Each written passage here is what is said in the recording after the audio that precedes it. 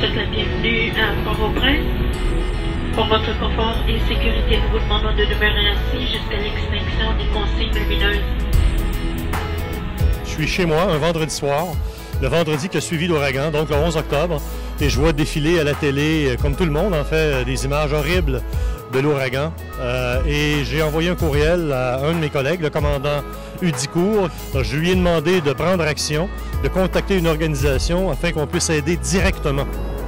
J'ai beaucoup d'amis Facebook en Haïti qui étaient impliqués, qui suivaient ça. La maison de ma sœur a été dévastée.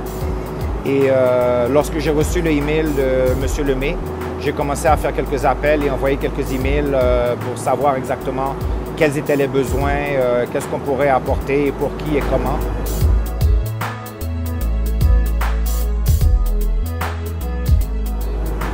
J'ai encore de la famille qui est là-bas, qui a été, oui, touchée par l'ouragan aussi, qui a été touchée par le tremblement de terre.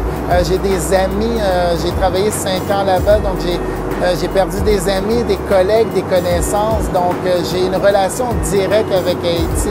Et je pense que comme Haïtien, tout le monde, lorsque la catastrophe frappe dans le pays, qu'on soit loin, qu'on soit proche, on est interpellé par le tout. Mais surtout, ce qui est dur, des fois, c'est le sentiment d'impuissance, de ne pas pouvoir aider à la mesure de ce que je voudrais et de ne pas toujours savoir comment aider. Les Haïtiens vivent beaucoup de l'aide que leur apportent les Haïtiens de la diaspora, des gens comme moi qui envoient de l'argent tous les mois. Il y a 1 million d'Haïtiens à l'étranger. Chaque personne qui reçoit de l'argent en Haïti de quelqu'un à l'étranger fait vivre 10 autres personnes. Lors du premier tremblement de terre en Haïti en 2010, ils ont fait 4 vols humanitaires qui ont permis d'emmener 100 tonnes de cargo.